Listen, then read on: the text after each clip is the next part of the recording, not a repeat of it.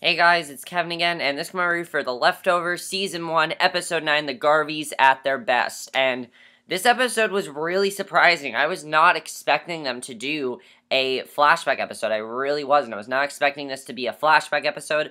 I was not expecting it to really show the events that happened before the sudden departure. That's really what this episode was. And the thing I loved about this episode so much was really most of the show has been very depressing, very, just not very fun or anything. It's not really a, feel-good show or anything like that. It's a very depressing show. That's really what we know this show to be right now. But this episode was not like that at all. This episode was much more, this episode was the events that happened before the sudden departure happened. And I thought that was really cool, actually, that they did that. I definitely thought that was cool. Was never expecting them to really do that. And my question is, why didn't you just have this as the first episode? I mean, I understand why, but definitely this was a great episode. I love this episode. By far best episode of the season. We found out some pretty interesting things in this episode that I definitely want to talk about. And we have a 1-week break till the finale, so I really want to talk about what's going on. So let's just get to this episode. So basically, the episode begins where we see Kevin. He's jogging, and, he hasn't succeeded. He's just a Mapleton police officer. He's not chief yet. His father is chief. He is smoking, surprisingly, and he sneaks them throughout the house, and he sneaks them throughout the house. He's, he doesn't let anyone know he's smoking. He doesn't tell Laurie. He doesn't tell any of them. And he's presaging the GR sect whose members chain smoke after the sudden departure. Now, of course, the GR hasn't happened yet. So Kevin gets coffee, and we see a woman on the telephone. Now, we're expecting it to be Nora, of course, but it turns out that it's Laurie. That it's actually Laurie, and everything seems to be perfect for them. They literally have a perfect life. I mean, everyone's smiling. They're saying, I love you a lot. They're hugging about. There's a surprise party for Kevin's father in the works. There are even plans to adopt a fucking puppy. I mean, really, everything is just perfect for them. And Kevin and Laurie, we find out is actually a psychiatrist, some kind of therapist. They seem to be getting along very well. Jill is much younger in this flashback. She is wearing braces. When Jill came down the stairs, I didn't even recognize her. I was like, oh, that's Jill. Like, when we saw her, I'm like, oh, this is Jill before the sudden departure. Now, when that happened, I was pretty sure I knew what was going on, that it was a sudden departure. Basically, you could tell after that, I think that it was a sudden departure because Jill had, like, braces and things like that, and Jill obviously doesn't have braces now, so I expected it to be the, the past, definitely. And I thought that was really cool, actually, that they did that. I mean, that was really, really cool. And basically, what happens after this is we see that, basically, Jill is actually, in a great mood, surprisingly. Jill's usually very depressed, a very depressing character, and she's talking about how great a mother she has, and Tom, Laurie's son, and, Kevin's stepson, so adores his sister and parents. It seems unthinkable that a few months hence, he's going to disappear into a cult. It does not seem like that's going to happen, and it's just really big that, to know that they have this perfect life, and then we know everything is going to change really soon. So then we see that they're getting ready for their surprise party for Kevin's father, and Kevin drives Jill to school, where a deer has rampaged through the classrooms, terrifying teachers and students, and we don't really know what's going on there. And Laurie is in her office trying to dodge a call from her doctor, and finally agrees to make an appointment to the next day, and she says she hasn't mentioned it to Kevin yet. So there are either two things that's going on here. She's either pregnant or there's something she has, or some very bad news she hasn't told Kevin. Maybe she has some sort of disease or something. There's something that she hasn't told Kevin yet. So then we see Laurie's next patient arrives, and guess who it is? Patty. It's Patty. Now, of course, Patty killed herself last week, and basically we find out some stuff about Patty that's very interesting. A few minutes into Patty's session, it's clear she's not just a woman suffering from an abusive husband. Laurie is saying, I think something terrible is going to happen. And, of course, she was true that something is terrible that's going to happen. So, I don't really know. We don't really see why Laurie joined the GR. We don't really see that here. All we know is that she had a client. One of them was Patty. And I'm assuming Patty probably coaxed her into going or something. I really don't know. They really did not show us, so I don't know. That question is still answered. You know, all Patty said last week was that she gave Laurie something that Kevin couldn't. So we still don't really know what it is. So meanwhile, Kevin's father, Chief Garvey, is going through his daily briefing. He's telling the officers to shoot any rampaging deer, but his son challenges him, drawing a fair amount of teasing when he insists that they only use a tranquilizer gun on the animal. So Kevin's phone rings, and it's his stepson Tommy, who has been picked up after an altercation. Now, what happened is not exactly clear, but it seems he had too much to drink and paid a visit to his real father, who apparently long ago abandoned his son and Laurie. I thought that was a really cool twist, you know, because we haven't heard anything about Tommy's father since then. And when Kevin learns that Tommy had a bruise on the back of his head, he confronts Tommy's father and threatens to kill him if he ever touches the young man again. So he and Tommy agree not to tell Laurie about the encounter, but when Tommy balks at keeping the truth from his mother, Kevin says sometimes you just have to pretend. So, you know, they say they're not going to tell her and everything. And Laurie has gone to pick out a puppy. And this was very surprising. I was not expecting this at all. The dog breeder is Gladys. Gladys, yes, Gladys, another member of the GR. You know, she was stoned to death, possibly even by Patty. And she seems to be a very, you know, sweet lady, very just upbeat, happy lady who is really just cheering up Laurie. It just seems like she puts her in a great mood. And it's just, I can't fathom why she would go from this to the GR. It just doesn't, I can't figure that out, really. I don't know, that question is still unanswered as well, but that was definitely very cool. I like seeing that, definitely. I was not expecting that at all. So then that evening, Kevin comes back home and everything seems great. Jill's happy. Jill's happy to see Tommy, things like that. And they're throwing the surprise party, and he pretends to be, Kevin's father pretends to be surprised when he walks in the house. Everyone cheers, and the party's going well. Everyone's having a great time. And Matt, then we see Matt, who offers a toast to the police chief, and Kevin gives his own speech toasting to the family. But while everyone's eating and dancing, Kevin is abstract, watching his wife and daughter and neighbors and colleagues in slow motion. And if is just an observer at the party, he doesn't really know what's going on here. And he slips out to the curb, sneaks another cigarette, and his father joins him, saying that was a beautiful speech. I almost believe that you meant it. And Kevin answers, I think something's wrong with me. And basically, his father agrees, I know you're right, and Kevin wants to know why all this good fortune, beautiful family, lovely home, good job isn't enough. And his father identifies his feeling as a search for a greater purpose, when in fact, what Kevin has actually is enough. Kevin doesn't feel he has enough, and he wants more. He doesn't feel he has enough, and he does. He does have enough. So, that definitely is very interesting there, definitely.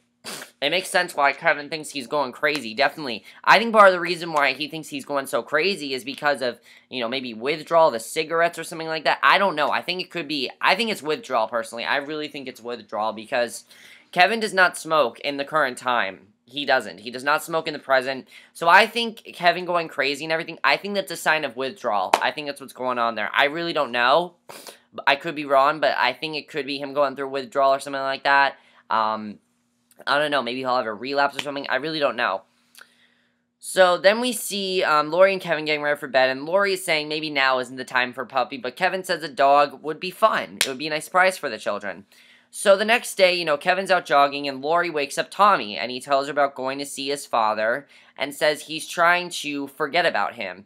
Now, Laurie doesn't know what's going on here, because Kevin kept that secret from her. And, Laurie says, your father did not tell me what's going on. And he tells Laurie the truth about what happened. And during Kevin's jog, very strange things start to happen. First, a faulty power line sends a manhole cover shooting up out of the road, and then crashing down again, all within a few feet of Kevin. An eerie car stops as passengers peering at him and drives off, and it's no wonder Kevin can't quit smoking. He races home, tells Laurie about the near miss with the manhole cover. It turns out, though, that we find out that Kevin wanted to quit smoking and he didn't, and Laurie doesn't know why, She's like, do I smell cigarettes on you? And she says, well, it's not my, you were the one that wanted to quit smoking, it wasn't me. And she basically says he should have told her about the incident with Tommy, and Kevin says, it's not my place, and she says, what is your place, Kevin?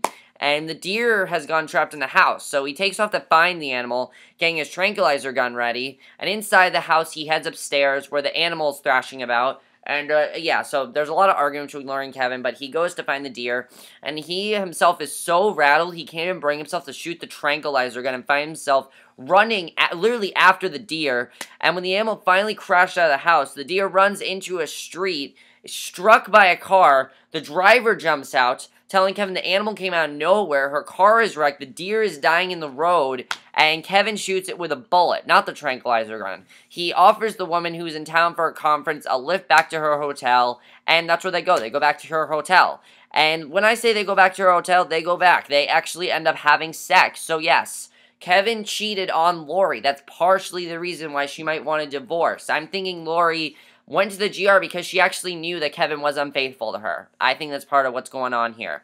But then we find out something else that's very interesting. Because Laurie's on her way to her doctor's appointment, and she stops at a traffic light, and she sees a woman in a car, and guess who she sees? She sees the very first character we ever saw on that show. Do you guys remember in the first episode that woman with a fussing baby in the backseat? Yeah, she saw her, which is the first character we saw reacting to this sudden departure. So I thought that was just very interesting the way that worked out. So she drives to the doctor's office, and she runs into Mary Jameson, the wife of Matt. And apparently Matt has some recurring, potentially scary health problem, but he comes out all smiles. So it looks like and Mary, it looks like they're fine. Now, Laurie, on the other hand, has a big dilemma, because we learned that she doesn't have a serious illness, but she is pregnant and hasn't told Kevin. What? What? Who is she pregnant with? Like, seriously, this doesn't make sense. She has Jill. She has Tommy. Who else is there? We haven't heard about any of this. Did she have an abortion? Did she give it away? I mean, why don't we know anything about this? I think that's a great twist. I'm very interested in seeing where that's going to go. I'm thinking that somehow Kevin's going to find out eventually. He had to find out. I mean, he had to. Definitely. But it's just like, what? Because we have not heard anything about Laurie being pregnant. Nothing about that. So I just thought that was very interesting. I was not expecting that at all. And I thought that was very cool, in my opinion, what they did there. Was not really expecting that. And I thought that was just really, really cool, the way they did that. So Kevin's taking the woman who hit the deer back to her hotel. And, you know, he has sex with her. And meanwhile, Jill and Tommy are at the school science fair. And they're joining hands with other students in a demonstration of how an electrical circuit works. It seems like everything's okay, but then the light that was illuminated by the human circuit has gone out because a number of children in the circle have just disappeared, and Jill and Tom stare at one another. And, you know, this is when the sudden departure has occurred, and Kevin finds himself suddenly alone in the bed, the shakes at the sheets mystified. That could also be part of the reason why he thinks he's going crazy, because he just lost this girl who he just, like, fucked, and then she disappeared. So it makes sense why he thinks he's going crazy, because, you know, that's really what the first thing was. And then Laurie's staring baffled at the ultrasound screen, and I don't really know what happened there with Laurie, really. Why did she keep this from Kevin? Seriously, why did she decide to keep this from him?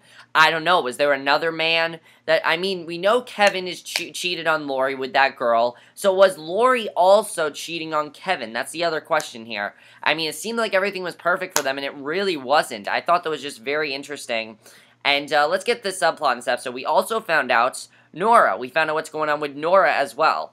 Now, things seem, just like the Garveys, everything seems happy for the Dursts. Nora is staying home with the children, and she's trying to get a job working for Lucy Warburton, a city council member, and not yet the mayor of Mapletown.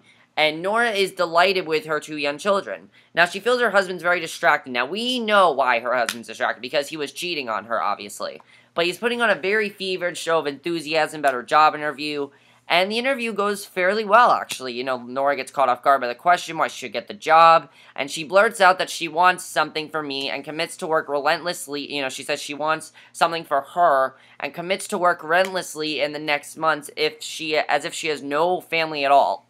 So, that definitely is very interesting. You know, she sort of was, I guess she was sort of a workaholic, I'll say that. You know, she was basically a workaholic. I thought that was definitely very interesting. And basically, she puts her children in bed, she leaves her daughter's bedroom, and her husband arrives home. And he's apologizing for working late. Yeah, right, working late. We know what he was doing. He was having sex with another girl, obviously. and he forgets to ask about the interview, and she is crestfallen, reminding him and saying it went well. And yeah, so again, it still seems to be okay with them, you know. Basically, she's then awaiting a call about the job, and the children are hungry, and we know what's about to happen. I love the way they do this scene. We know what's about to happen, but it's just a lot of tension going on here. The children are hungry. Nora's daughter knocks over her juice, soaking her mom's cell phone, and her, just as she was about to get the call about the job, she melts down, screaming at the table, rushing off to block the phone, and she pulls the final paper towel from the roll. She notices the quiet that has fallen in the house, and we know what's happened. Her whole family has disappeared. And that's basically what happened in the episode. And honestly, I thought this episode was very well done in my opinion. We got a lot of questions now, though. A lot of things I'm wondering about. First of all, why did Laurie not tell Kevin about this child? Why'd she not tell him? Is that partially the reason why she ran away? Is that part of the reason why she went to the GR? Was the baby killed by the GR? I really don't know what happened there. That definitely is very interesting. Now, it makes sense why Tommy went to that cult. He went to that cult because he didn't feel, maybe his parents were arguing or something. I feel after this, when Kevin and Laurie met up again, something occurred. Something happened between the two of them. We don't know what, but I thought that was just very well done the way this was done. Also, did Patty convince Laurie to go to the GR? I mean, we know that Patty said to Kevin, I gave Laurie something that you couldn't, and that's all we really got in this episode. All we saw was that Patty was at the doctor's office the same time when, Laurie was, with a patient and everything. So that was definitely very interesting. I'm wondering where that's going to go. As far as, what happened there. And Kevin going crazy. Do you think he's partially going crazy because he's going through withdrawal? I mean, it kind of makes sense because of the cigarettes and everything. That kind of makes sense if he's going through withdrawal. But that definitely, is very interesting. It's going to be interesting to see what happens there. And, of course, he was unfaithful to Laurie. So, did she know? Is that part of the reason why she just wants a divorce? It makes sense why she wants a divorce now. This episode got us to realize how, it actually got me to care for Laurie more. I mean, before I thought Laurie was this, very selfish, very just, Kevin did not deserve this at all. Now I feel, oh yeah, he does deserve this. It makes sense why she's doing this to him, because she probably thought he was unfaithful to her, and she left because she didn't know what else to do. Kevin wasn't with her.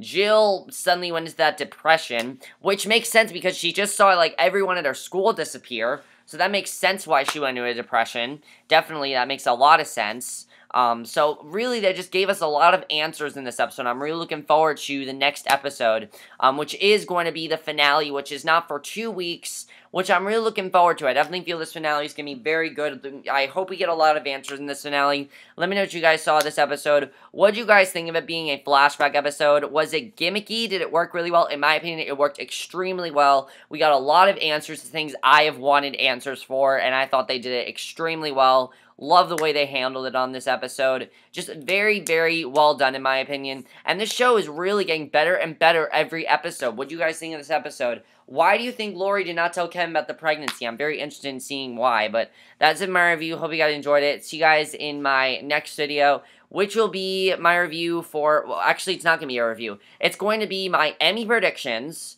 And then I'm also going to be doing, by the way, guys, just like the Tonys, I'm going to be doing an Emmy live stream tonight. So my next video is actually going to be my predictions for the Emmy nominations. So you guys will see that in my next video. Okay, bye.